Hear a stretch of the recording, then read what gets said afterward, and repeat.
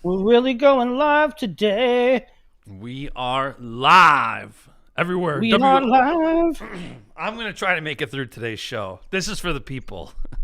This is for Hey, the people. you got salmonella or something. What do you got? No, it was a 24-hour bug. My whole family was together for a family party on Sunday in Florida. I traveled back home, this, and that. And then all of a sudden, Tuesday, middle of the night, violently throwing up. It was bad. It wasn't food poison or anything because everything we ate Monday collectively, wherever we were, that's what got thrown up. So You had we bad brisket, bro. we had a we had a rough couple of days. I'm still once this is over, I'll be honest. I'm going back home. I'm going to bed. I need to get some more rest. I got sick. I had a sinus infection right as soon as I got back from RAF from Cleveland. I didn't know what the hell it was. I woke up one day and I'm like, my face hurts. My face hurts. My cheeks hurt. My head hurts. My jaws hurt. Yeah. And they were like, yeah, it's a sinus infection. But This was the first time I've thrown up in a decade. Bills fever. Jericho Weitzel says you had Bills fever. Bills, my gosh, what a game. What a game. What a final home opener at the Ralph. My buddy, he's my cousin. He's a year older than me. And he played this freaking stupid. You know how these stupid kids in college, they do this stuff. They don't have a lot of money, right? So they do these things, and they hear somebody down the street, there's somebody from their freaking English lit class hit one. Yeah. But they play these like 10-leg parlays that are so stupid. But my cousin did one. He texted me after the Bills game. 9 legs. He had the Ravens. He got the first 8 right. I've seen some people. Right. I gotta fix this. This is like I gotta get new headphones. I went 4-0 in college Saturday. I did abysmal. College, I couldn't pick a game to save my life. On Saturday, went 0 for 5, but then Sunday I went 0 for 6. So I think I only took one game on Sunday. Oh, you know what? I lost a bunch of stupid dorky prop bets that were like 10-20, but I won on the Bengals money line 17-16. How about a disaster that was? But I won a bunch. I won on Iowa State over Iowa. What a terrible slate that was. Yeah, Saturday's slate stunk. It was hard to pick games. Yeah, it was a bad slate. They only had like one ranked matchup, Michigan, Oklahoma. And did you see, kind of unrelated, but did you see the Haley Sawyer, I think her name is, AP voter, moved Florida to 14 after they lost to USF? What is that? What does that mean? She moved Florida up after a loss to USF. She moved them up. And people are just roasting her. She should have her card pulled. Like, tell me you don't pay attention without telling me you don't pay attention. William, should we do Gable Game? Yes, we should. We've been away for a while, huh? Yeah, we haven't done a show since the first. I guess it's only been a week and 2 days. Yeah. Like we missed our weekly show because you were sick. But also, as long as a little behind the curtain here, the rough plan is, and I need you all to tweet Willie religiously, the plan is to go live every day after Worlds concludes, like we did with juniors. So today we'll talk a little bit about Worlds, which, frankly, I'm going to be honest with you, I have been getting overwhelmed with work and everything. I haven't even been doing, like, my main thing and what I love to do is high school, some college, and recruiting stuff. And to my loyal subscribers on Matt Scouts, I've been slacking a little bit with the content volume just because I've been so knee deep in this RAF stuff. And we can talk a little bit about that as well. But frankly, I'm going to World Championships. I'm going to be honest with you. I am not briefed. I am not prepared. Like I know the main players. I know the heavy hitters. But I don't have a thorough knowledge of what the fields are like and stuff like that. If you are on Mad Scouts, I've been putting out a couple iterations of Super 32 seeds. I think I'm on my third update. And like the Super 32, I know right now there's 125 pages of entries, so that's times 10. That's 1,250 wrestlers, and I know the whole field inside and out. And that's one good part of doing the seeds is that I know the freaking field intimately. I've got a little footnote on that we'll get to. But man, Worlds, I haven't been up to date. So you're gonna have to like maybe coach me a little bit. We'll talk Worlds. I mean, yeah, it's. Let's do Gable Game. Then we'll move on. Then we'll Gable Game. Listen, we're not even doing this for your entertainment purposes. We're doing it because we like to do Gable Game as friends. I mean, that's what we're doing it for right now. Gable Game as friends. I'm glad to get that. But you know what? Man, it gets fuzzy. Like if you would have done this, the farther away we get from 2025 NCAAs, the harder it is because you're like, I don't remember anymore. And you're gonna start like thinking about this year's field. All right, let's try to plow through it. Who do you want to start with? Let's go with like a junior 57-pounder.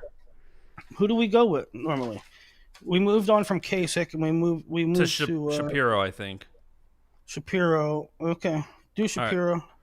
All right, so here's an interesting one. Correct that it's a 5th place finisher. Huh. So in theory, we should be able to get this one, especially with PEBs. Right, so it's only 9 other guys. Higher than in juniors. It's higher than a sophomore. So junior or senior. Higher than a 157-pounder. Yeah. So it's going to be probably the 74, 84 or up 5th place finisher. So you got PEBs in front of you. Who placed 5th at 184? 5th at 184. Silas Allred. Was he 5th? No, he's probably 8th. See if it's 84, though. Just put it in there. Well, let's think through it. It was what? Carter 1, Parker 2, Max 3. What? Max 3. I'll just tell you. 5th at 184 was Chris Foca. Is it Ivy? No, it's not Ivy. Good catch. Okay. It's not Ivy. It's not 84. So let's go up to 97. Who's 97 5th? Novak. 97. Try him. Wrong. So it's got the 285 5th place finisher. Treppin. Or 60. No, it's 65. No, that was 97 and it says higher. Oh. So it's a 5th place or a heavyweight. Yeah. Which was Wyatt, Gable, Colton Schultz. No, it was Treppin. That's it. We won. We did it. It's over. That was it. That was it. That was a fun little. Hey, I was talking to the guy that does my buddy Dan, who does WrestleStat. Yep. I was talking to him this morning. We were in a little group chat, and I said, because Intermat put their rankings out, and I said in the group chat, I said, "Hey Earl, excellent job putting Younger number 1 ahead of Ferrari. He has the best wins at the weight, right?" And Dan from WrestleStat said, "Yeah, but it's close." And I said, "No, it ain't close." And he said, "Willie, it's close." And I said, "Younger has the best wins at heavyweight." Yeah, AJ's great. AJ has less losses, but AJ's always been 97. What wins does he have at the heavyweight division? And he's like, "Well, Younger got a lot of losses." I said, Younger beat Colton Schultz and Wyatt Hendrickson. I think he beat Wyatt Hendrickson. And Dan rattled off a list of guys that beat Wyatt Hendrickson. And it is not good. No, It it's is not good. Let me tell you the list that he gave me of guys that beat Wyatt Hendrickson. So I was like, Younger's the guy. He beat Wyatt Hendrickson. And Dan was like, you want to know who else beat Wyatt Hendrickson? Dalton Robertson, Terrence Schwartz, Austin Harris, Brian Andrews, Christian Lance, and Tate Orndorff. That's not a good list. how The many only one on the eight, was that? What, eight 2 years was ago? Wasn't Wyatt undefeated this year? This past year? yeah, not yeah this past year, but he must mean when he's a freshman, sophomore, because Christian Lance been retired. I mean, graduated for a while. Yeah. Orndorff been graduated for a while, but that is kind of crazy. I'm gonna have to look shortly at the Intermat preseason rankings. But I liked Younger over. I still like Younger over AJ. I just think, and Younger's win over Wyatt was not last year, was the year before. I mean, so Yeah. it was. I mean, that was at Big 12s too. It was at the end of the season. Everybody was peaking. Yeah, I don't know. Okay, and after this, I'll come up with a updated crystal ball because we're at that point in the season. National duels update. There's a little national duels update. They're only seeding the top four. I don't know if we said that before. There's like a three-prong seeding committee, but we're only doing the top four, so it's not like this great giant project. But we have all the rosters up, and not official rosters. So they National Duels Committee sent out emails for each of the schools to give us their national duels lineup, which means there's going to be some guys that aren't eligible till second semester. I think Cornell might have a couple guys like that, like maybe Vince Cornella What or somebody like happens? that. I think Nebraska. I don't. I think Lamer might not be back till second semester. So there are some pieces so they said, give us your national duels lineup, not your season-ending lineup. Who's going to be at national duels? So we're seeding based on that, not based on Now, end what of if the they year. give you a lineup and they don't stick to that? Let's say Well, they we'll give remove you it. the let's say they give you the best possible lineup for national duels, and then they don't wrestle a guy. Well, we'll double check if they list, like, let's say Nebraska lists Lamer. We will I'm go not. and say, hey, is he I'm not. wrestling for No, I'm not just saying that. I mean, like, if you let's say somebody like Oklahoma State, right? They have multiple guys at each weight. There's contenders where they could have, where there's lineup possibilities still. Let's say you list one guy and then wrestle another. I'm not talking eligibility, but I'm saying like Zach Ryder and Braden Thompson. What happens if they list one? They list Zach Ryder, but then they wrestle Braden Thompson. I'm saying something like that. Like, does it lock in their lineup if they submit that lineup for seeding? No, it doesn't lock in their lineup. It doesn't lock in their lineup. It just tells you who's available. But why would they do that? I mean, they're going to wrestle. And I think some of them will say slash, right? I think Yeah. Ohio State will probably say Ben DeVino / Yeah. Nick Buzakis. Is there a deadline for when this is going to be seeded? Yes, there is a deadline. The rosters are due back within, I think, like a week from now. Flo is going to do the show on the seeds. But, I wish that the roster, I wish that the seeds were done. I wish the roster was built. I mean, the brackets were built. Like, I wish we seeded 8 and then drew the rest out of a hat on Flo's live show. Like, Yeah. Flo draw the balls out so that we could have all this buildup, 100%. right? Because we're going to see the top 4.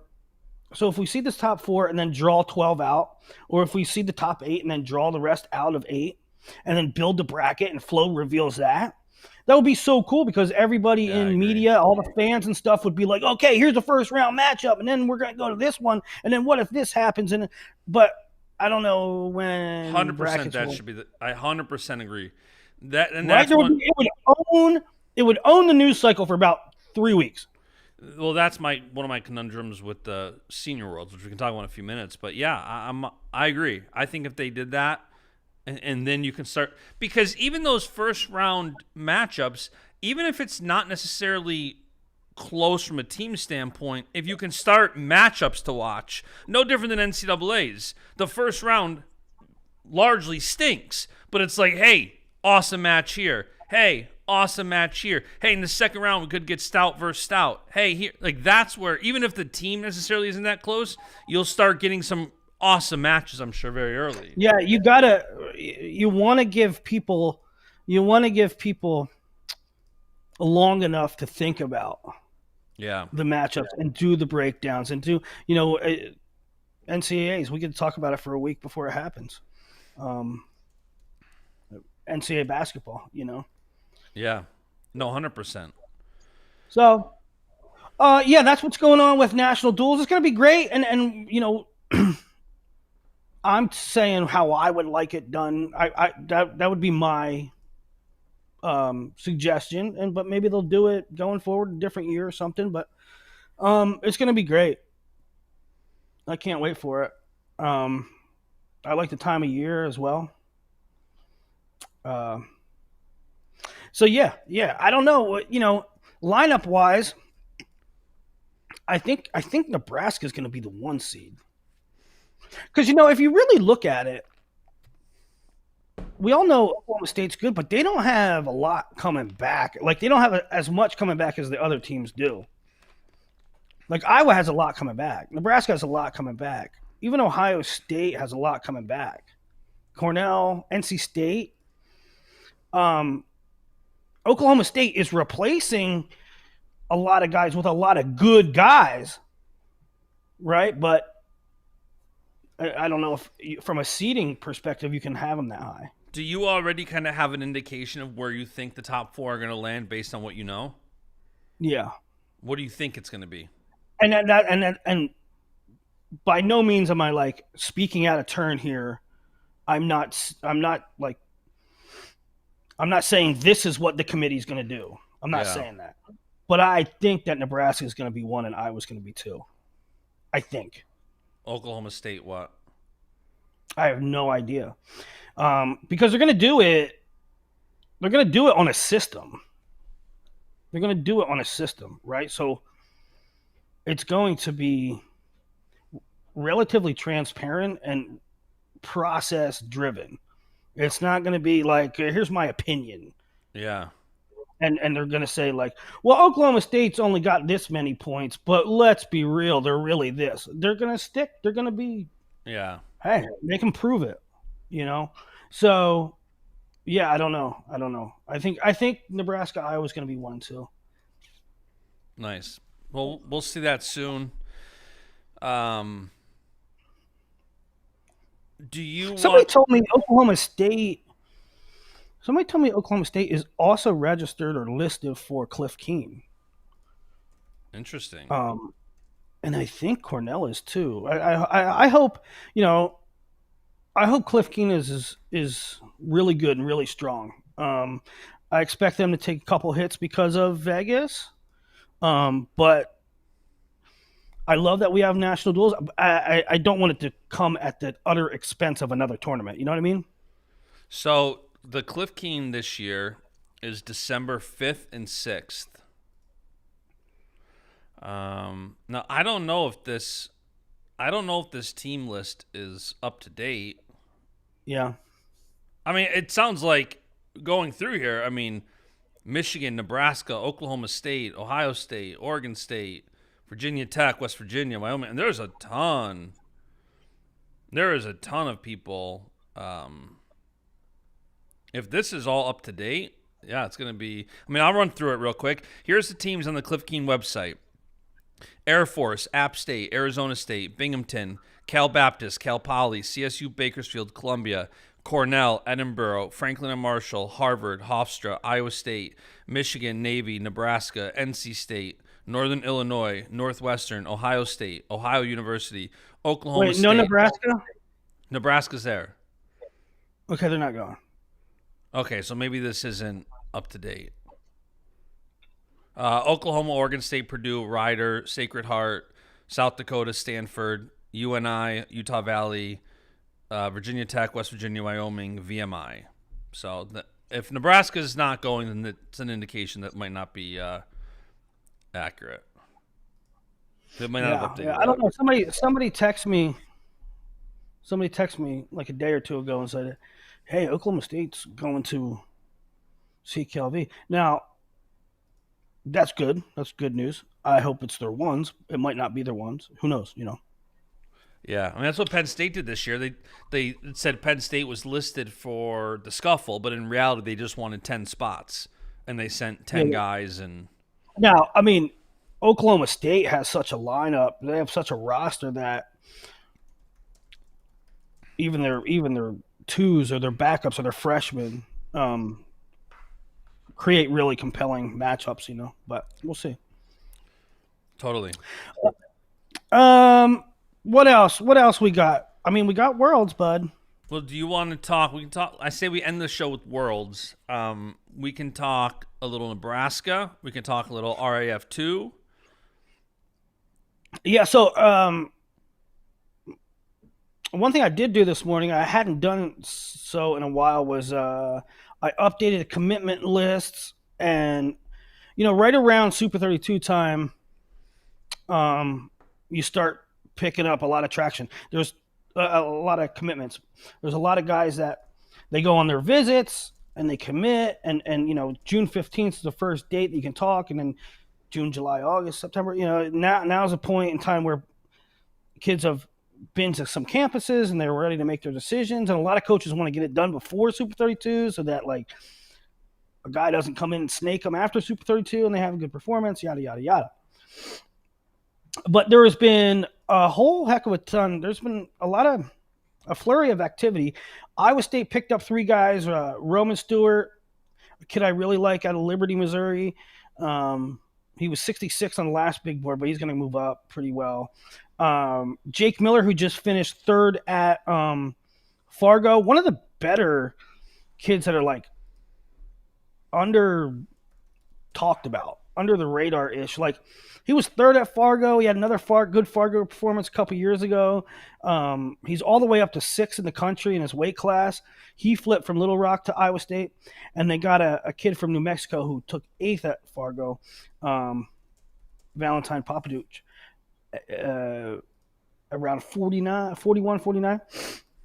And then Pitt picked up a bunch of good kids. They got Mason Horwat, who I said in the first calls article would be among the first that I would contact. They landed him.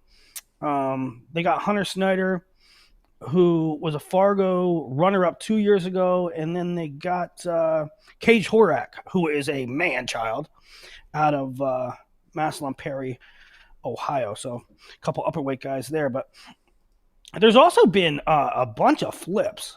As soon as I got done updating the commitment list, a bunch more went up on Intermat, and a bunch of flips. John Murphy was committed to Wyoming. He flipped to Minnesota. A couple others. One we knew about was Curtis Borg, who was at Army and flipped to Missouri, and now the talk around the campfire is, will Israel Borg also go to Missouri with his brother? Kendrick Maple is a guy that kids really connect with. He's doing a really good job on the recruiting trail. But the biggest news of the weekend recruiting-wise really was Bo Bassett and Keegan Bassett and Melvin Miller taking a trip to Nebraska. They did not visit Nebraska first time around, so this time they did. And it would obviously be a very good get for the Huskers. I didn't really check back in with them to see how it went. and see what they're thinking. But I was talking to them before they went out. I said, "Hey, you guys going to Nebraska this weekend, huh?" And they said, "Hell yeah, why don't you come?" And I was like, I looked and I was like, you know what, maybe I will go. And dude, I had the flight and everything. I'm ready to hit send. I'm ready to hit buy my ticket. I even texted him. I was like, yeah, I think I'm coming. And then I remembered. I'm like, dude, I'm gonna come back on a Monday and then leave on a Wednesday for Worlds. Like that ain't That's productive. rough. Like, I got to get some work done. And so, and it's not like I'm flying to like Atlanta. I'm flying to Croatia, right? So, Except for a few people who obviously want the Bassetts, that whole group, Melvin Miller and the Bassett brothers, to go to their school. There's a lot of people who've seemed to concede that they're going to Nebraska. Like all three of them heading to Nebraska. That seems to be the general consensus online. that you think you get the feeling that fans want to see the Bassett crew, go to Nebraska? That's what it overall feels like. I keep seeing random tidbits and random tweets that, like, a lot of times there's such a mixed reaction, especially with top recruits. Like, I feel like if you go to Yeah, Oklahoma State, Penn State, or Iowa, there's a lot of backlash because it's one thing yeah, to not get. It's one thing to not get a recruit you want. It's another to have them go to a school you really don't want them to go to. And there yeah, doesn't seem to be that component of, well, we don't want them to go there if we don't get them. yeah. I see what you're saying. I certainly do see that. I feel like, if you're Penn State fans, you don't want to see them go to Oklahoma State. You don't want to see them to go to Iowa. If you're Iowa, you don't want to see them go to the other two. Um, but I think the fan base, generally speaking, I don't know. They there's like this level of respect for what Nebraska has been doing recently, and And I don't know. I don't know though. Like, how does it change?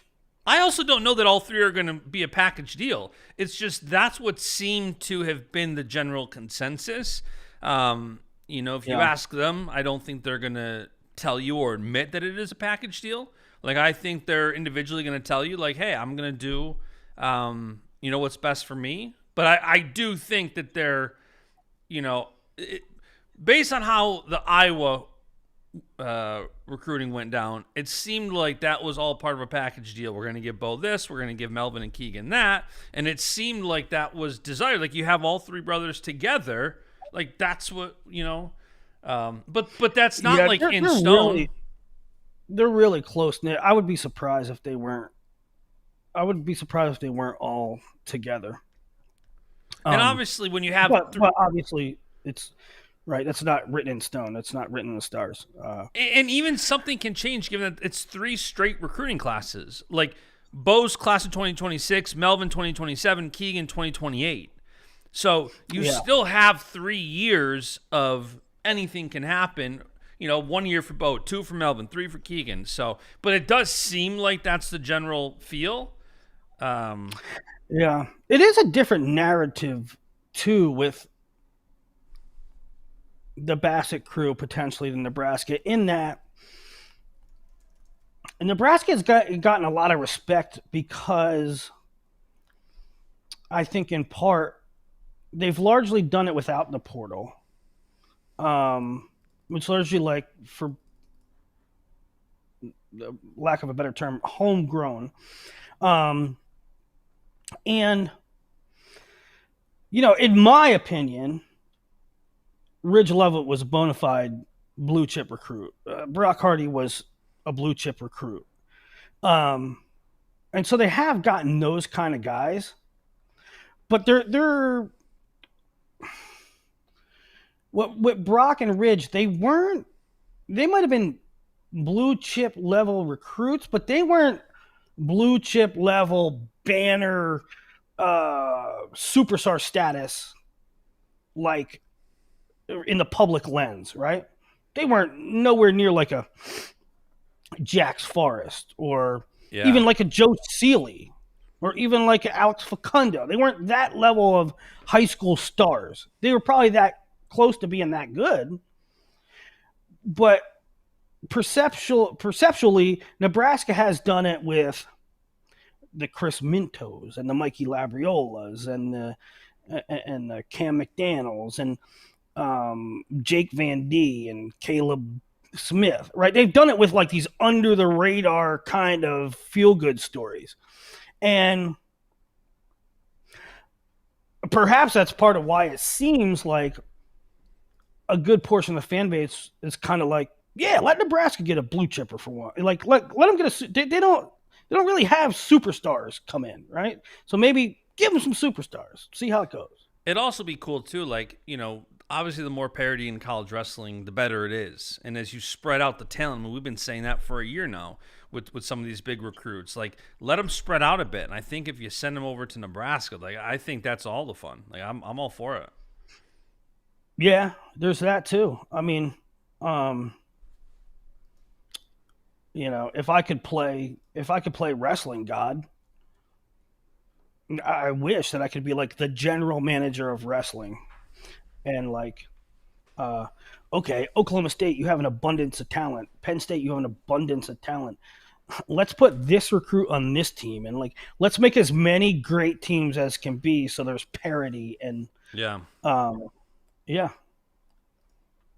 Who would have thought if you would have said back in I don't know if the times overlap completely, but Ferrari was committed to UNC, and I believe Bassett was committed to Iowa at the same time. Imagine Yeah. when both of those two recruits happened, you said, nah, they're both going to be at Nebraska next year. Yeah. It'd be crazy. Yeah, crazy. I don't know.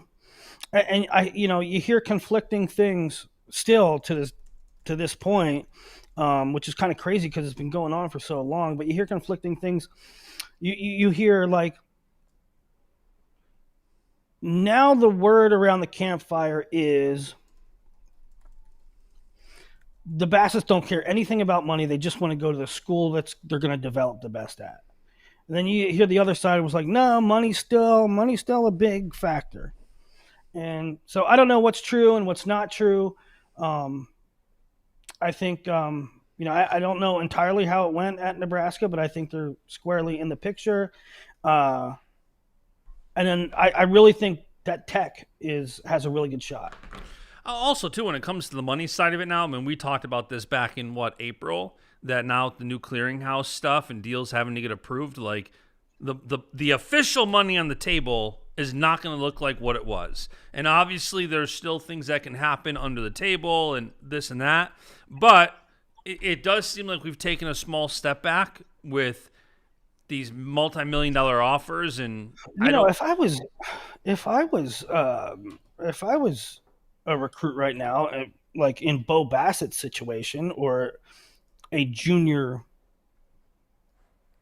going to be senior in football, it would be frustrating for me because right now it doesn't seem like there's a whole lot of clarity on it. Like, oh, it has to go through Deloitte, so the offers are going to be much lower, and they're going to have to be official, and they're going to have to be vetted, and they're going to be looked upon and scrutinized, and make sure you do this, X, Y, and Z to fulfill the contract, so it's a real contract and it's not pay for play. Yeah, is it? No, is it? And you listen to one coach, and you listen to the coaching staff at this school and say, hey, don't worry, you're going to get your money. They're going to okay it. Everything's going to be fine. And then you listen to this staff and they're saying, hey, listen, this is the way it's going to go. The money's not going to be a lot. Deloitte's not going to approve big numbers for wrestling. That's what it is. We can offer you in that vein. We can offer you as much as any other school. You almost have to take the coaching staff's word for it. Yeah. I don't know. There's a lot of uncertainty. No, there is for sure, and that's part we said that. Like, just because the clearinghouse and just because this and that, like, I mean, you just saw it in the NBA. You saw a $7 million a year fake endorsement deal happening with a tree company. Yeah, yeah. And another thing with that too is like, does this keep being a circus, right? If a kid, I don't want to use Bo because I'm not trying to put this on Bo. But if superstar X goes to a school and this Deloitte thing happens, and he goes to, let's say Bo Bassett goes to Nebraska, and he's under the supposition that high dollar contracts are not going to be approved. Therefore, he'll go to Nebraska, who can offer him a good something, a competitive something under the Deloitte system, but certainly can't offer him what other schools can offer him in a system that's not regulated. Does he go there and then a year goes by, 2 years goes by, and he sees this school and that school? I mean, this guy got $300,000, and then Bo goes back in the portal and goes somewhere else. You know what I mean? It could be never ending. No, 100%. And that's too. It's like we said, like we don't know how this is going to play out with with the Bassetts having 3 separate graduating classes. It's not like even 2 of them are in the same graduating class. You have 3 straight years of one each. So yeah, and I keep seeing a lot of people sort of writing off Penn State, and Rob Huey's in the chat going against that grain, which I like, and because he says they'll end up at Penn State. I mean, right now, if Bo's a 49, Penn State needs a 49 after Van Ness. And so that's a fit, Yeah. So I feel like people are passing on Penn State and saying, well, it's going to be Nebraska or Virginia Tech. And I don't know. I mean, I'm not saying they're going to go to Penn State. I'm saying I'm seeing more people brush off the idea of Penn State than I think should. I think they're a player there. Yeah. I think it's a possibility. Here's something you recruiting freaks like me might like, and I thought about it for a while, and I love the idea. They polled the college wrestling coaches were polled. When would you like the first date of contact to be for prospective student athletes, for wrestling recruits? When would you like the first date of contact to be? And the response overwhelmingly came back to push it back. Currently, it is June 15th after your sophomore year of high school. Mm-hmm. It is June 15th. What the responses came back with was that coaches are in favor of moving it back to the spring, maybe like April-ish, after their junior high school season. So 9 months later. Wow. And I love it. For so many reasons. And let me tell you why. First of all, the timeline that currently exists is very problematic in the sense that right now, what is expected of you as a college coach is to take their freshman year of high school, then take their sophomore year of high school, and determine if you want that recruit. And if you do want that recruit, you are expected to call them at midnight on June 15th.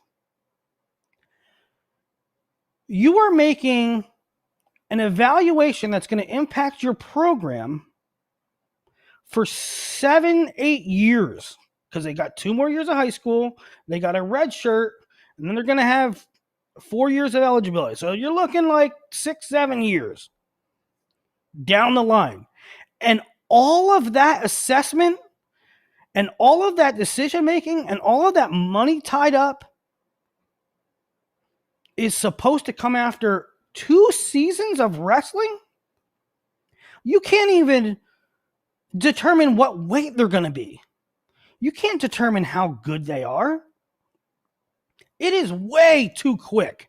It is way too early. And I'm going to tell you for sure, around the country, these college coaches are stuck in limbo. They're like, okay, we saw him wrestle as a freshman. We saw him wrestle as a sophomore. We're not sure what weight is going to be. We're not sure if he's legit yet.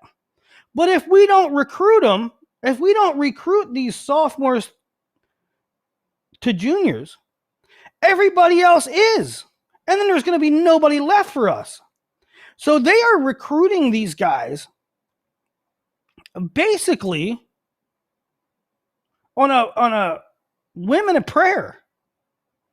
They are not fully sold on the majority of them. And how can you be? I also think my initial reaction to it was, if it gets pushed back, we're going to have less flips.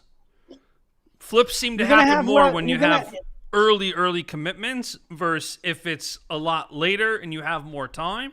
Like, I think that's going to help with less flips. I think you'll have less flips. I think you'll have less disgruntled wrestlers. I think you'll have less portal business. Because I tell you 100%. I talked to every freaking coach.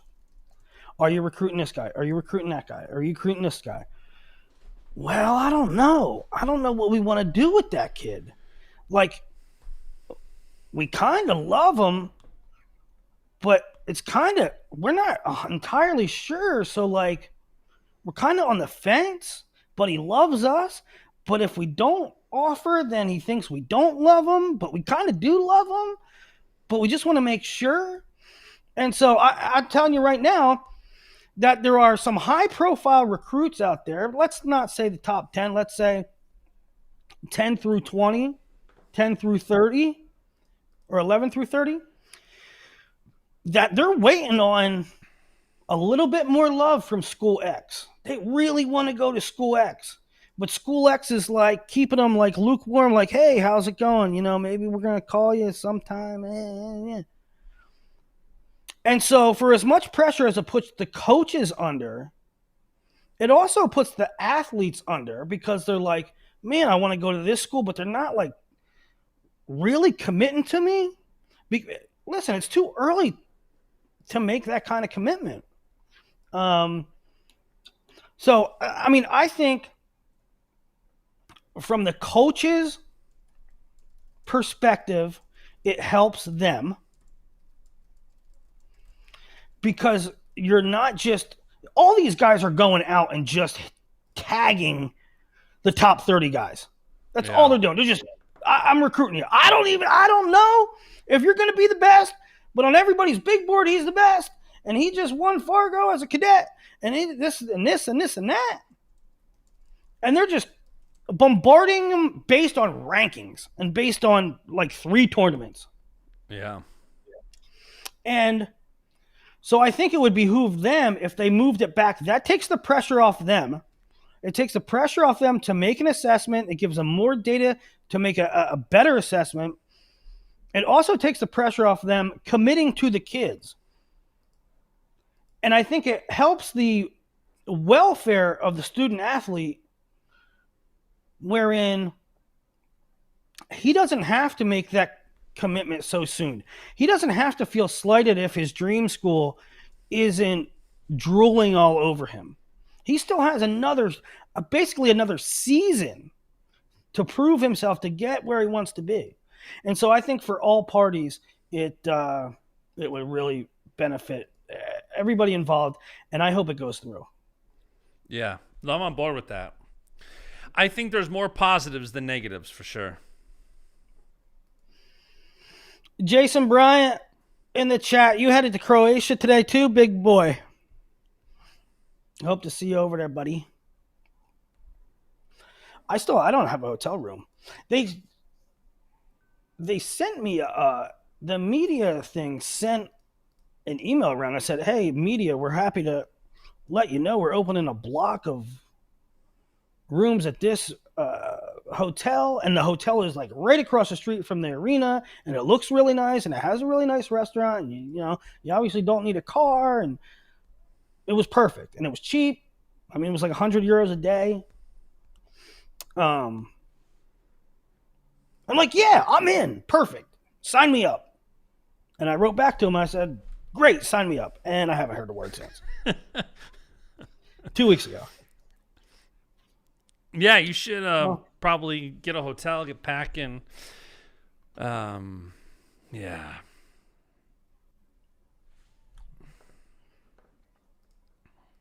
All right. Do you have yep. Nebraska's rings in here as a note? Oh yeah, that's another. I mean, that's funny, and it's a. How do you guys feel about it? Because I saw a lot of people making fun of my Huskers because they got rings that said national runners up. And the word was the response was, who gets rings for taking second? And I am like, it's not because it's Nebraska. I am like, certainly not a soccer mentality. Everybody gets a ribbon type of guy by no stretch of the imagination. But I feel like it's okay. You were the runners up. You took second in the country, which is a high watermark for you. Celebrate a little. Have some fun. I I'm think okay with it. But I think they got ribbed for it.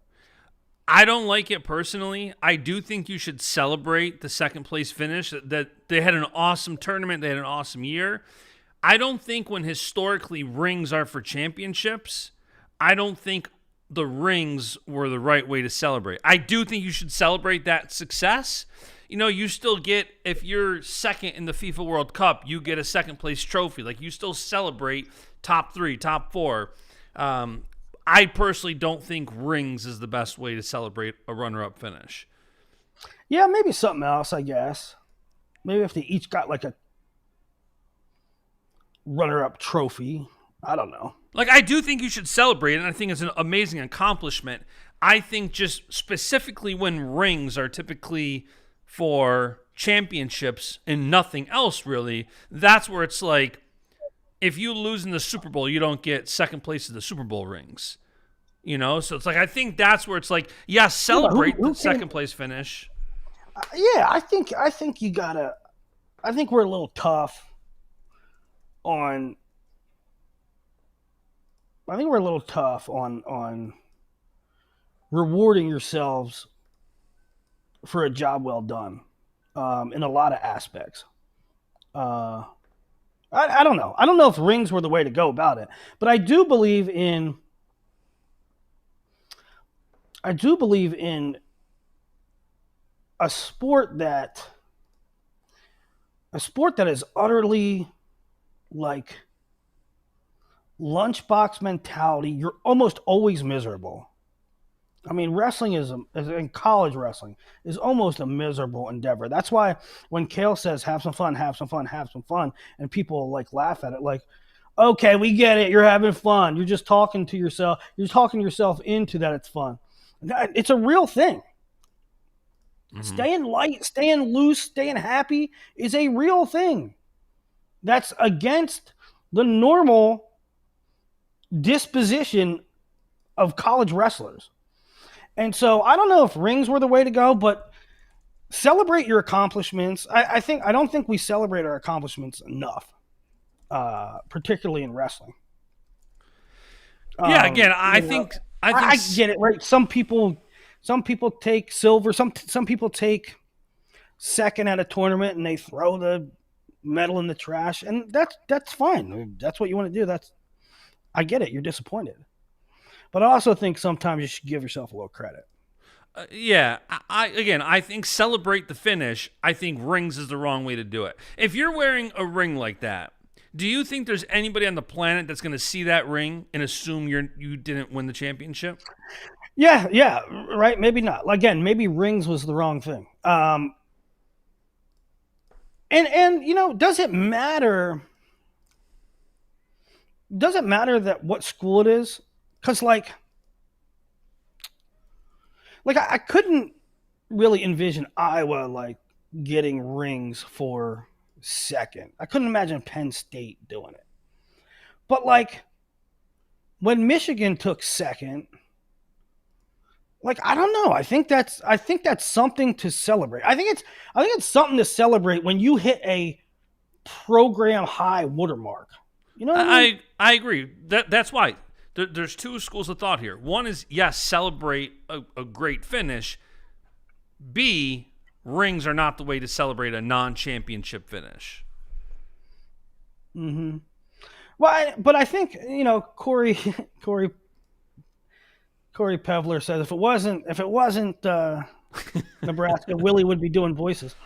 No, I mean I very much cheer for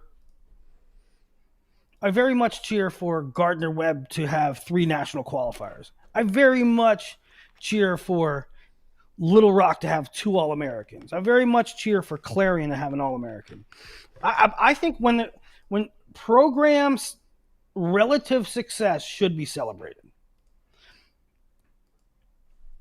Yeah, again, we're saying the same thing. We're just, Yeah. it's something worth celebrating. Rings is just the wrong way to do it. Yeah, yeah. What else, my friend? RAF2 State College edition. They announced a date, but I'm not trying to speak out of turn, but that weekend's problematic. I think maybe Yeah, you can't have it in Penn State when there's a top 25 home football game. Like, the hotels are going to be dude, non-existent. the hotel situation in state colleges pretty atrocious, bro. I mean, you said like the Olympic trials, the hotel situation was fine. It was doable. It wasn't fine. I went to one of the Penn State matches at Bryce Jordan. It was Penn State, Iowa 2 years ago, or last year. There were some hotels, but I mean, it wasn't easy. It wasn't cheap. And to have RAF on the same weekend as a home football game, it might be okay to do in a different town.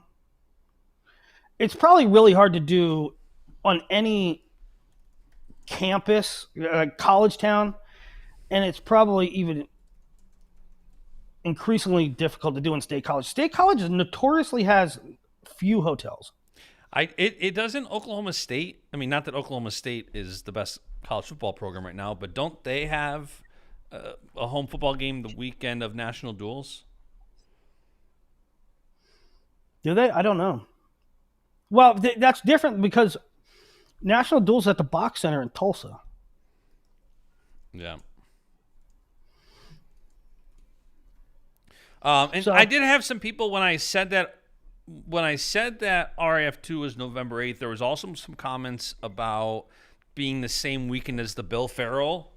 But I don't think the Bill Farrell isn't like the U.S. Open. You typically in non-Olympic years, like non-years leading up to Olympic trials where it's an Olympic trial qualifier, you typically get some good guys, but it's not like the U.S. Open where it's like, oh, nobody's going to want to do this because it's the Bill Farrell. Yeah, that's interesting. I didn't even know about that or think about that, but and obviously you can tell that like I was not involved in the date and location conversation portion of the RAF thing, but two things regarding Farrell is one, listen, we're going to have 10 matches. RAF's going to have 10 matches, and that's 20 athletes, and probably 12 of them, probably 15 of them would not go to Farrell anyway. Yeah. It's not taking athletes away. Like Sarah Hildebrandt's not going to Farrell, right? It's not happening. Number two, Farrell has been really, really down. So we're probably taking no athletes away from Farrell, number one. And number two, Farrell's been really down anyway. Yeah, I think it's decent in the years where it's an Olympic trials qualifier, but in the non-Olympic years, it's not really. It's more of a getting matches that weekend than it is. Yeah. We got a couple matches. We do got a couple matches locked in for the Penn State card. I think it should be think it should be pretty good. I mean, we're not all the way through the card yet. It's not all the way set, but we're making strides. Izzy's at Worlds, obviously, with Kennedy and Real, and so we're, you know, he's over there already. So we're gonna have discussion. Me and him will be working on it a little bit in our spare time over there as well. All right, let's get into Worlds. We're an hour into the show. Let's get into Worlds, but let's start with. Oh, let me say this. Let me say this before we get into Worlds. Um, After RAF won, there was some beef with the Claw guys and stuff, and like the Claw guys tweeted at me like, "Well, Willie said Claw sucks, and we will. Congratulations to RAF. We won't be like Willie and members of their organization who said we suck and this and that." What I said was that your matchups, some of the matchups just simply suck, and they did. What I saw of the matchups that they had, there were several that were not great. Now, that being said, I did see they put out graphics of their rosters, and I guess they have a season of sorts of like dual meets. But their rosters are actually not that bad. There's like some dudes in there, like not some dudes, like almost every guy on every team had a pretty good career. So I'm not like kissing up and like trying to make good. I said you suck, and now I'm not. That's saying you suck less, but I legit, their lineups are pretty decent. I didn't look at them too much, to be honest. Let's here, real quick. Let's run them through. Kyle Berwick, Alonzo Allen, Ian Parker, right? Brock Mahler, Lenny Wolak, Scott Joel. One team's Ethan Rotundo, Tristan Perrin, Zane Rutherford, Tommy Askey, CJ Bruckey, Brian Courtney, Zach Donathan, who I really like, John Milner, Kendall Coleman, Devin Skatska, Marcus Coleman. I mean, they're pretty good lineups. I would watch. Although, don't they have some? They have some weird rules and stuff, right? Like pylons and such. I honestly have not followed it too much at all. I couldn't tell you. It's not that I don't want to. It hasn't like caught my attention enough to really pay attention yet. I'm sure if it gets going and takes off, and I'll pay more attention to it. I mean, I'll watch wrestling anytime as long as the matchups are good, and those rosters look pretty solid. All right, now let's get into Worlds, and we'll start with a bitch fest from Justin Bash, who it's is not known for his voices, but you should really like do a voice because you're really, really upset about this. I'm not really upset about it. I don't like that we only see. It's one thing that there's it's multiple aspects of it. The seeding, it gets me every time because. Number one, it's not really seeds. It's a point system. So if you don't know, UWW seeds the top 8 guys at Worlds based on points. Go to this event and win it, you're going to get points. Go to this event and take X place, you're going to get points. So it's not really seeds. It's a point system, which I have mixed reviews on. I understand that the reason they're doing it is to incentivize people to go to these events, but nobody in the U.S., for the most part, nobody in the U.S. that makes a team is only going to these events based on points. Nobody has said, you know what, I really want to get a higher seed, so I'm going to go to this ranking series event. Our best U.S. guys are looking at their schedule, talking with their coaches on what makes the most sense. If they line up and they happen to get points, great. If not, I have not talked to or heard of a single wrestler that is like, I have to go here because I need the points for seeds. So some are across the world, but so that's one point. The other, my bigger thing is, I just wish the World Championships were seeded like NCAAs, like Fargo, like Super 32, like anything else. I wish a committee of people like yourself would say, hey, this guy from Iran is a 2-time world silver medalist. He shouldn't be unseeded. hey, PJ Duke No. is new, but this or that. Like, I just think that I just personally wish that the whole tournament was seeded top to bottom. It would be nice. Uh, I disagree. Um, I think that I think that previous year's world championships hold a tremendous amount of weight already, right? It's baked into the system. So you have previous year's worlds. And then if for some reason you didn't go to worlds, you could have went to this continental or this ranking series or this ranking series or this thing or this thing. And you're telling me that somebody should intervene, a human should intervene if you failed to go to worlds, if you failed to hit all their benchmarks, that a voice of reason should come in and say, yeah, that guy's name is too good to not be seated. I'm saying if that's the case, then you should have shown up somewhere. Yeah, I get it. And Like, even NCAA's, like, NCAA's is seeded based on the entire season. I totally get that. right, and it's a season. It's a season. It's not because Sedgelayev won a world title 3 years ago and we all think he has a great name. Give me a returning champ. Carter Starachi. Carter Starachi did not get the 1 seed this year because his name was Carter Starachi. Carter Starachi did not get the 1 seed this year because he won the title the year before.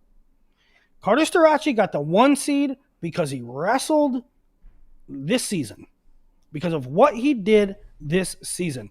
And you know how to keep wrestling small? You know how to keep wrestling small? You keep wrestling small by not encouraging more wrestling. Wrestling is sort of, at the world level, it's sort of a wasteland, man, where there is no season. Name a good sporting event. Name a good sports organization that doesn't have a season. You know what UWW is trying to do with the rankings?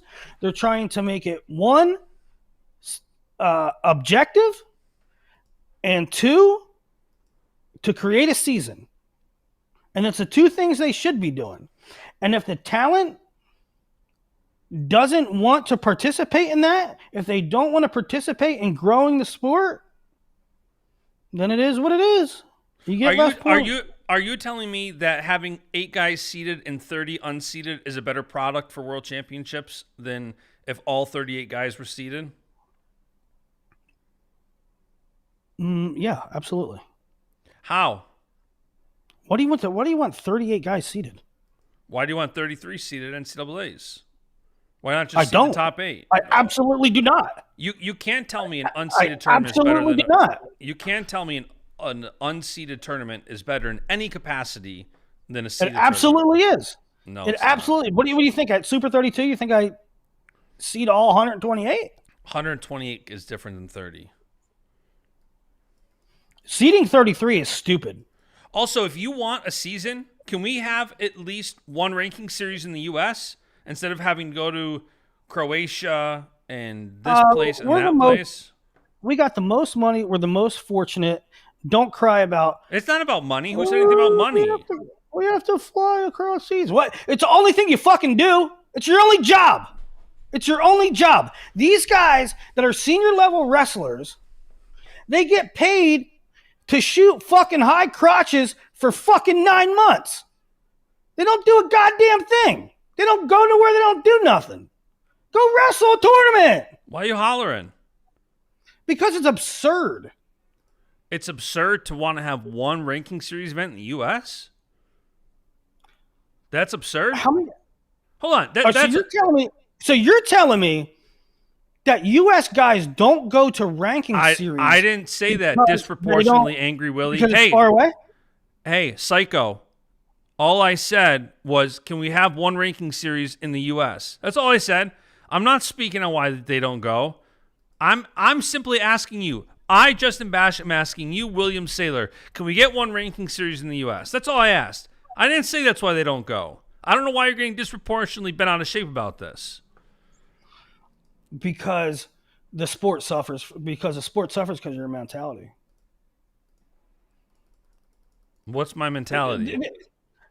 The mentality is that the only thing that matters is worlds. I didn't say that. That's like your 10th assumption in the past 3 minutes. You're advocating for less competition. Am I a crazy person? All I asked for was a ranking series event in the U.S., you bloomin' idiot. That's not less tournaments. I feel like a crazy person. What does that have to do? That's a pivot. So rankings or seeding is flawed. Seeding is fundamentally flawed because there's not a ranking series in the United States. How many assumptions are you? Did I say that? Are we talking about seeds? Are we talking about seeds? Or are we talking about participation in ranking series? You are going all over the place and just making crap up that I didn't say. Every single thing you come back and say, I did not say. I said I wish the tournament was seeded. I think it's a better product. I said I wish a ranking series was in the U.S. I think that'd be great. And you keep coming back with, are you saying this? No, I'm not saying that. What? All right. Well, first of all, fully seeding tournaments. And I understand there's problems. Jason Bryant's in the chat saying, how the hell do you see the guy from the Marshall Islands? I don't disagree with you. I'm saying personally, as a guy who likes to watch something that's seeded, as a guy who likes to analyze matchups and this and that, I personally wouldn't like it. Let me tell you what happens if there's a ranking series in the United States. There's 8 guys in a bracket and 7 of them are from America and 1's from Ecuador. Why should that make points? I'm way too sick for this crap today. I'm way too sick for this.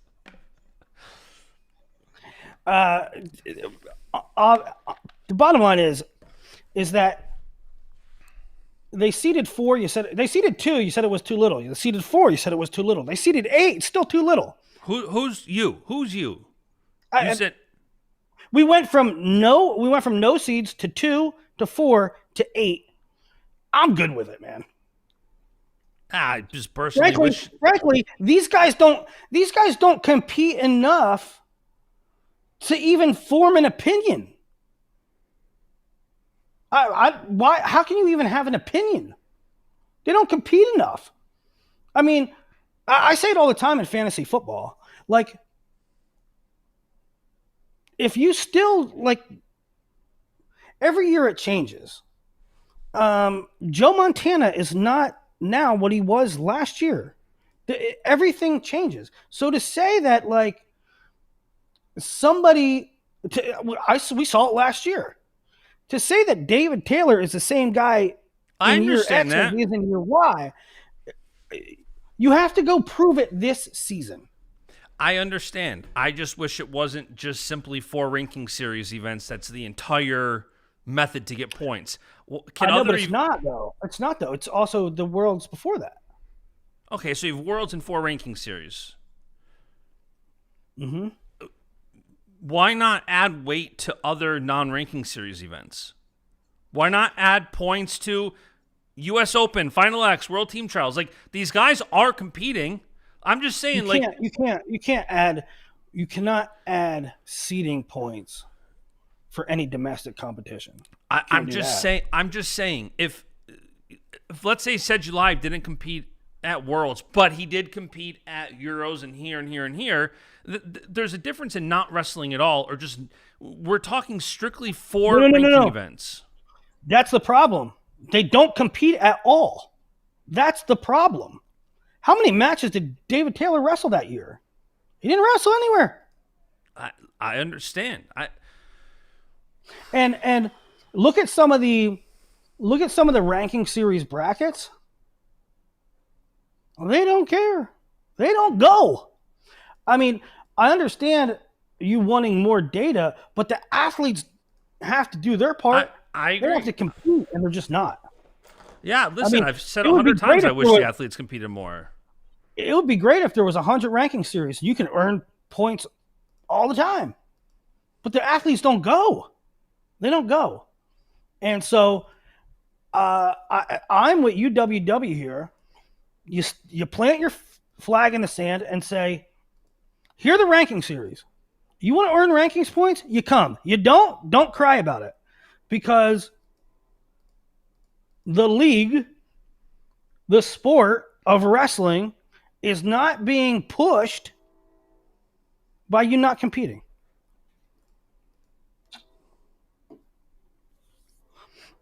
Right? There's, like Info says, there's great ranking series. There's great ranking tournaments. There's also one where there's 6 dudes.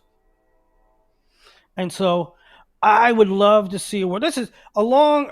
I could sum up a lot by saying the sport of wrestling under the UWW banner, and in all walks of life, whether it's that Russian league, whether it's German Bundesliga, whether it's RAF, whether it's Claw, whatever it is, the sport of wrestling will only be pushed forward, will only gain traction if there is some sort of, if the reps are increased. You cannot have a sport where people just show up at Worlds every year. I think we're talking about 2 different things here. I think we're talking about a lot of things. Cody Pelvler, you're thinking that you think that everybody should be seated? And how would you seat him, Cody Pelvler? And by the way, Tanner Huffman, seating's a bad idea for international wrestling. Y'all want fist fights in the seating room. Listen, I'm not saying it'll be easy. I understand that there's already, Don Bashada, great marketing mind, had a great shirt a couple of years ago that it said random draws don't exist. And it had random draws in quotes. That was one of his best shirts, many great shirts. That was one of my favorites. I think no matter what, whether you seed or don't seed, you're going to have potential, is this corruption, is this whatever? I do a ton of seeds for different tournaments, mostly high school, some college, mostly high school. You cannot tell me that I should seed Super 32. I should seed a kid highly that hasn't wrestled this year. He hasn't wrestled this year. He hasn't wrestled this year. And that is in large part what some people are asking to do. Well, he's Sedgelayev, though. Well, he's David Taylor, though. Who in their right mind thinks that this guy should be seated ahead of David Taylor? David Taylor won Worlds, and this guy took 5th at a rankings tournament, and he took 6th there, and he's getting all these junk points, and he should be seated higher than David Taylor. I don't care. Wrestle somewhere. I'm not seating anybody. Super 32 you don't get a guy seated way high that hasn't wrestled in a year. Even Fargo with their point system, as flawed as it is. Actually now with this pin system, you do get that. Because they'll look at your resume from 17 years ago and you had a good win there, so you get way high up. It's so stupid.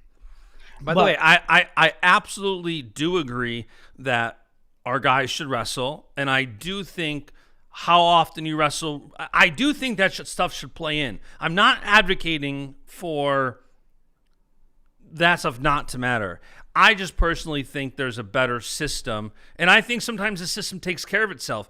David Taylor barely wrestled, and then he got beat by Brooks at the Olympic trials. Maybe if David Taylor wrestled more, he would have been more ready. I don't know, but I do think that wrestling more, I think it's going to become more of a prerequisite. I think the younger talent especially is so damn good, and we see this triangle effect where the older guys get, the less and less and less and less they compete. So I thought it was awesome that Yanni and Dake got right back on the horse after finals. I do think you should reward guys that compete. I just don't like that it's, and again, I'm not even bashing UWW. I like the idea of incentivizing guys to compete. This is not an anti-UWW thing at all.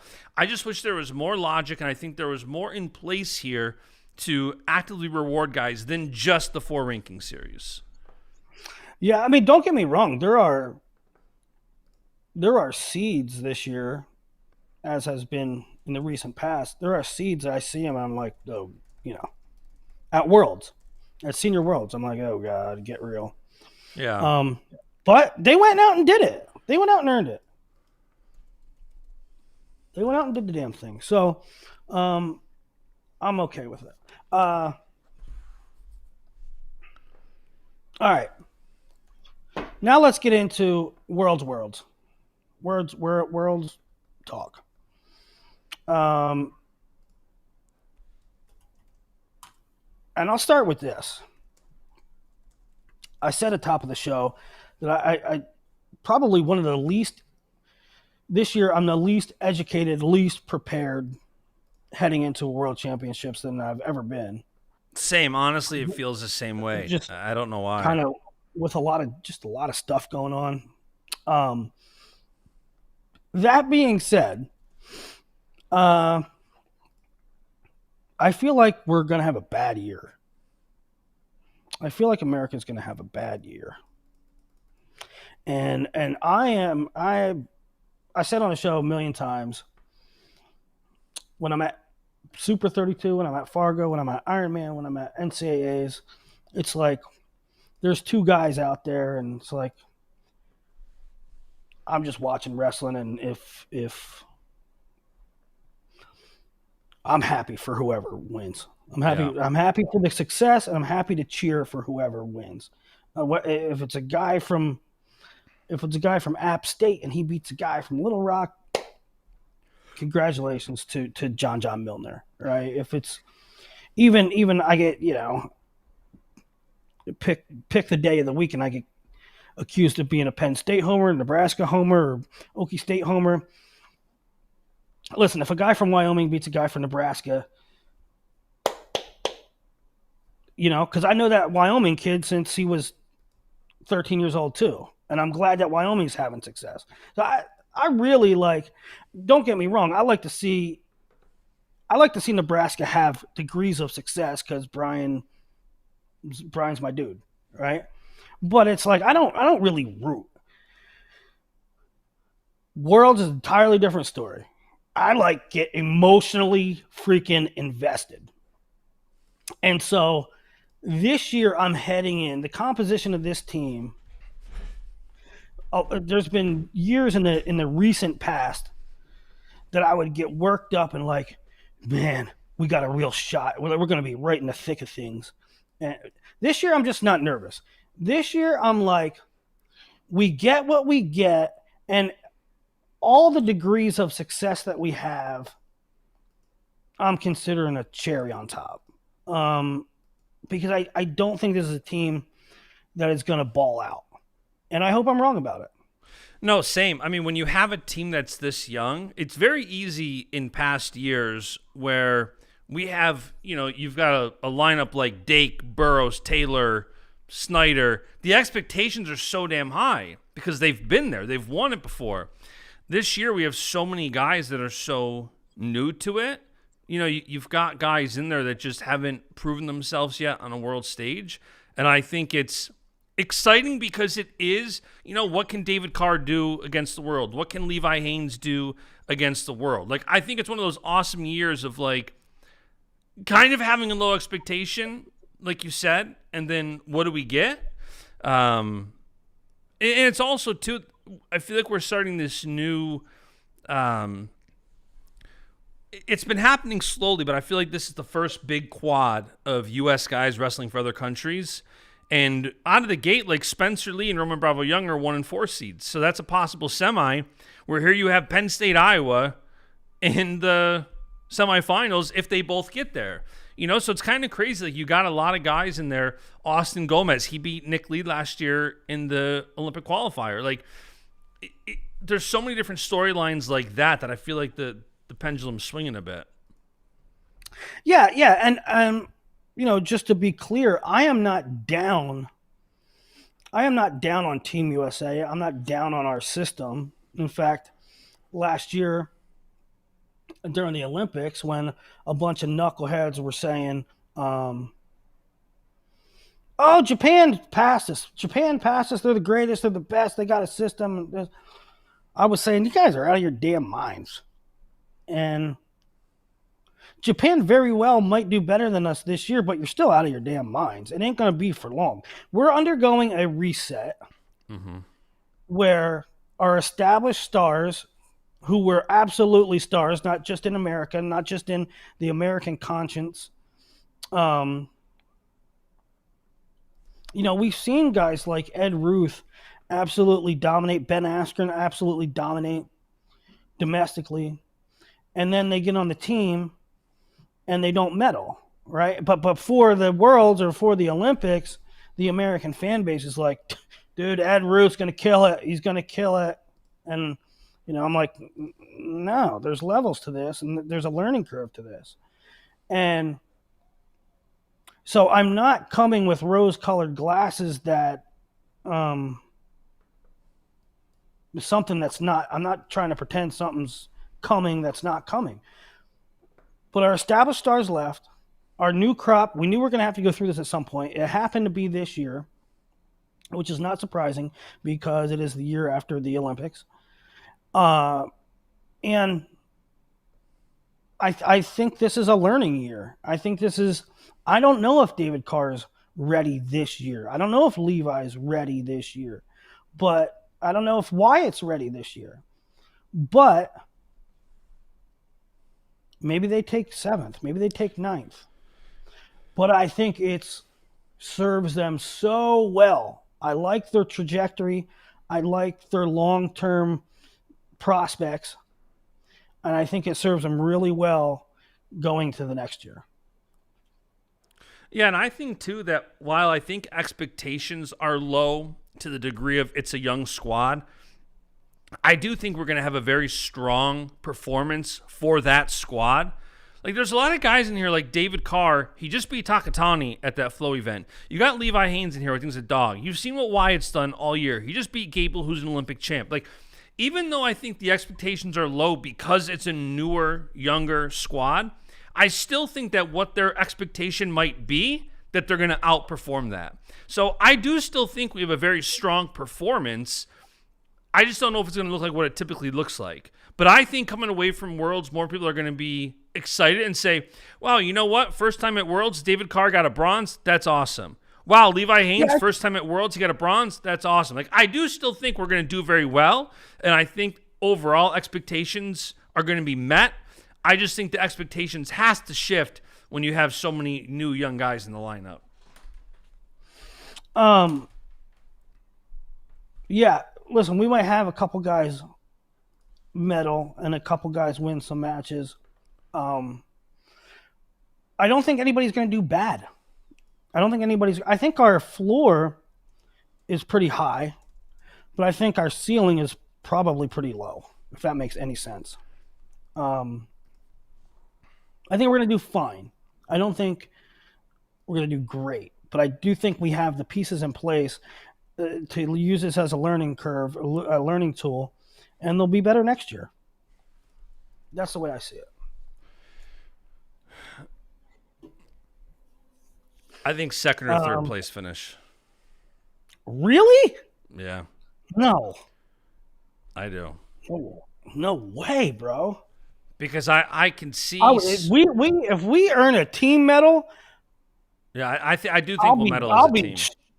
If we win a team medal, I will run naked through the quad in Zagreb.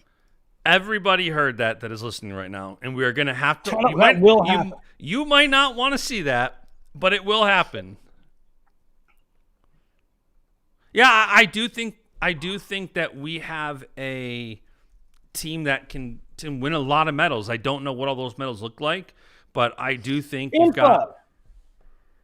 Infa, what is your give me your top 5. Infa, give me your top 5.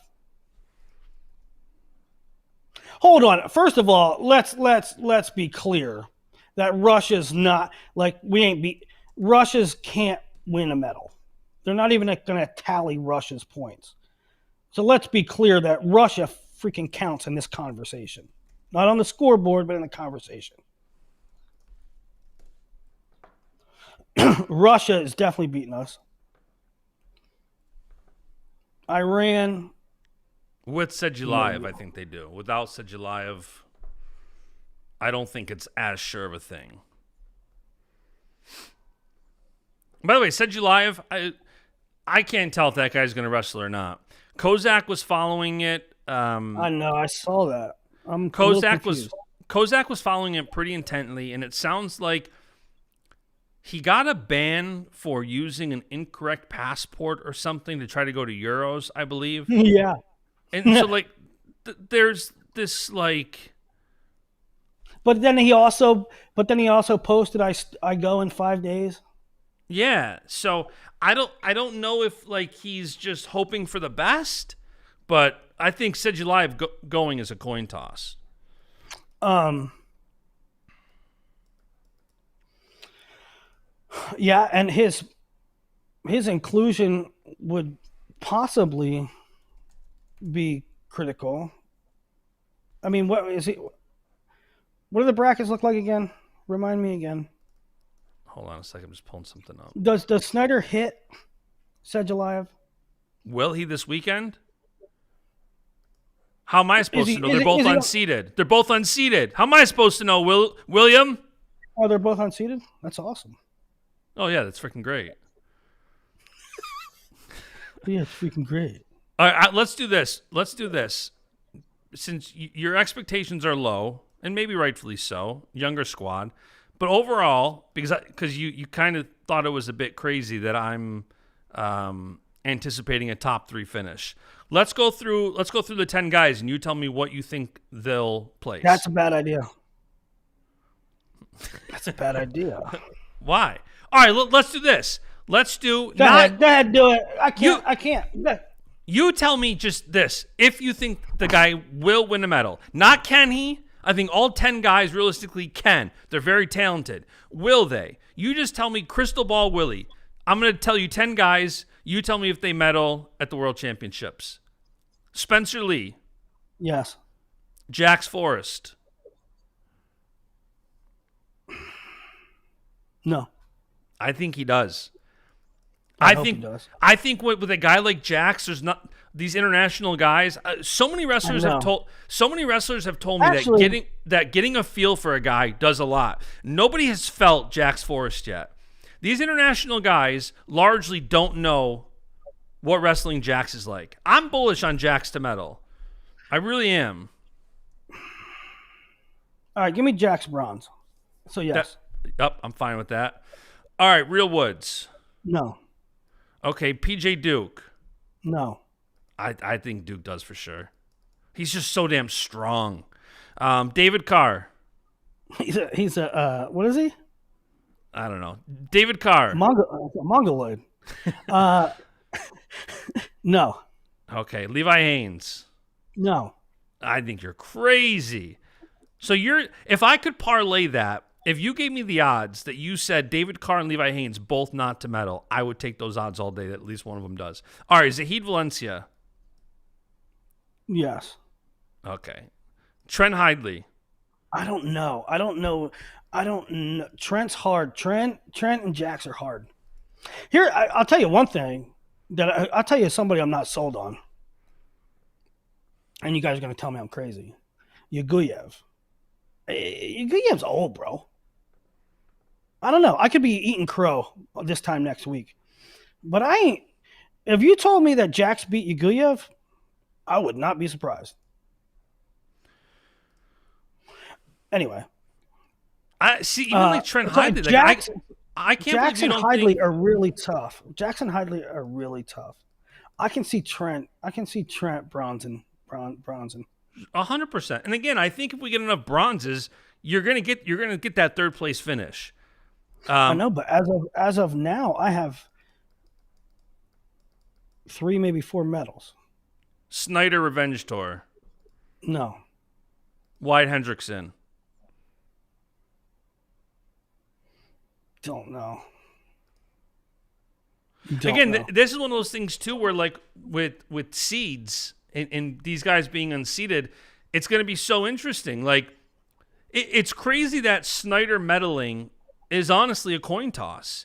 after he didn't medal at the Olympics. And it's like, when it comes down to it, like, is he going to be drawn in with the Tasmanian Devil up top? Is he going to be on the bottom and Sadulayev and Taz go up top? Like, it's going to be interesting on how the seeds shake out there. Yeah, yeah. I think Snyder obviously he medals almost every damn year, but I think at this stage he needs a good path. He can't have a bad path. Yeah. That's where I'm at. Um, no, I don't have a seventh. I have us like if you count Russia, I have us like fifth, sixth. No. I'll bet that. I'll bet they do higher than fifth. You want that smoke? I'll bet the U.S. finishes higher than fifth. So I'll bet U.S. does top four. Okay, you're betting one spot. Is that where 4.5? Well, I think I think we're going to be 2-3. I'm betting on the low expectations that our guy outperform our expectations. I'm betting that part of your analysis here is that you already admitted to having no analysis, so you're not 100% on the field and seeing how beatable some of these guys are. So I think yes. I think 2 or 3, but since you said 5, I'll go. Cody Pelver said if Willie's right, he's going to party next show. Not really, because he's used to being right. So it's like, No, I think 4 to 6. I think 4 to 6 is where we end up. well, you just went from 5 to Although 4, you know so. what, I mean, one thing I'm really not thinking about though. I mean, I'm not hedging here, but in thinking about this, I don't think we have a really great team. Okay, I think we have a very young team. But then again, who is good? Like Russia and Iran, but then who the hell else is going in front of us? I mean, I guess maybe I'm saying we're not great, but we're still better than most, right? Like, Well, if you look at that, that's kind of my thing. Is like in the year after the Olympics, it's not usually the best competition. You have a lot of guys who take off the year after the Olympics. You have a lot of rebuilding going on. So you know what? Somebody informed me here. Um, yeah, Tim Fish is basically saying what I just said. Everyone keeps saying we're down, but what country isn't? Maybe I'm not looking into that. Maybe that's true. Can somebody? I should know this. This is kind of embarrassing that I don't. Is Japan sending all their ones? Because they got Asian Games this year, and for cadets and juniors, they did not send their ones. I don't. I don't know if that's different for the seniors. I don't think they are. I mean, Ono's not going. Okay, so guys in the chat, does Japan beat us this year? Are they sending the team? I'll tell you who they're sending. I'll go through the seeds real quick. Sakamoto at 57. Shout out Stillwater. Takara Suda at 61. Kayuka, guy's so exciting. Suda's good. Kayuka, he's a second seed. He's very good too. Kayuka is very good. Then they got Owagi. I forgot how to pronounce his name. At 70, he's the top seed. He's good. And then you got Takahashi at 74. Kamiya at 79. Ishiguro at 86. And 92. Just different first names. It's the rest in 2 ways. Yoshida at 97. So Japan is really good, but they don't have a lot of bullets. I don't think they're going to have the tournament they had at the Olympics. I'll say that. I think they're a very good team, but... So we can beat Japan with volume. Has I don't Kozak know. done his? Kozak is usually very level-headed with these. Let me see if he's done a preview yet. I'm He's curious. done. Flo, I think, has done Okay, weight class let's see. previews. Oh, he did it during. Oh, just before the show, or maybe during the show. After previewing and predicting all 10 weights, here's how I have the men's freestyle scores based only on medals. Yeah. United States 145, Iran 140, Russia 125, Japan 75, Bahrain 40. He has us winning it. There's a follow-up tweet. It's worth noting this is without Sedulayev. If he's in, then give Russia 145 and U.S. only 140. Damn, dog. And Kozak's usually Damn. here's who he has medaling. And Kozak's usually not like he's usually very realistic. Right. No. He understands the field very well. Here's who he has medaling. Gold, Spencer, Zahid, and Trent. Silver, Snyder and Hendrickson. Bronze, Forrest and Carr. So he's bullish. Who doesn't he? So who doesn't he have medaling? Levi. Levi. Trying to go Levi, Real Woods, and Duke. Man, we bring home 7 medals. I'm streaking through the quad. I think again. I think we end up 2-3. I really do. Again, I'm happy now that I see this tweet from Kozak because he's usually like more of a level-headed guy when it comes to not being too much of a homer looking at medals. Yeah, that is surprising. Surprising to me. Surprising to me.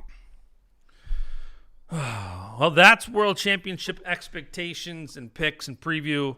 Let me be clear. I'm counting Russia. It's just next time we do a show, don't be like, "Oh, Will, you said blah blah." Yeah, like Russia's in there for me. Yeah, that's fine. That's fine. So World Championships schedule. The action starts every day at 4:30 a.m. Eastern, starting on Saturday. So set your alarm clocks. 4:30 a.m. Eastern. Action starts on Flow Wrestling. Day 1 on Saturday, the semifinals for men's freestyle, 61, 70, 86, and 125 are 1 p.m. Eastern.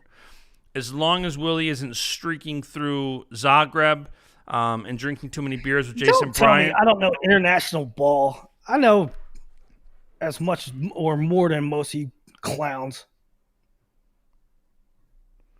I did win the worldwide journalist picks for the Olympics, by the way. Well, you did your research for that one. All right, so 4:30 and then semis at 1 on Saturday, and then starting Sunday, the schedules. The bottom line is, hold on. Sunday on, it's 4:30 a.m. Eastern start time, 10:30, and then 10 o'clock for semis, and then 12 p.m. medal matches. And we start with men's freestyle the first 3 days. Here's the bottom line, guys. Obviously, I'm a red-blooded American patriot. I'm hoping we do the best. But you got Jax, who's a first-timer, Roman, who's a first-timer, PJ, who's a first-timer, who's our 74, David, who's a first-timer, Levi, who's a first-timer, Trent, who's a first-timer, Wyatt, who's a first timer. I hope we win 10 golds. It's difficult to know. How we perform. Maybe I'm just bracing myself for worst case scenario. Maybe I'm just trying to not to gas myself up. But there's a lot of unknowns. It's going to be fun. I'm going to be there. Who's going to be there? Anybody here going? Info, you going? Jason Bryant's going to be there. We're going to knock back some what are they called over there? What kind of beer is in Croatia? Something Tuborg? I think there's two Borgs involved in a green bottle.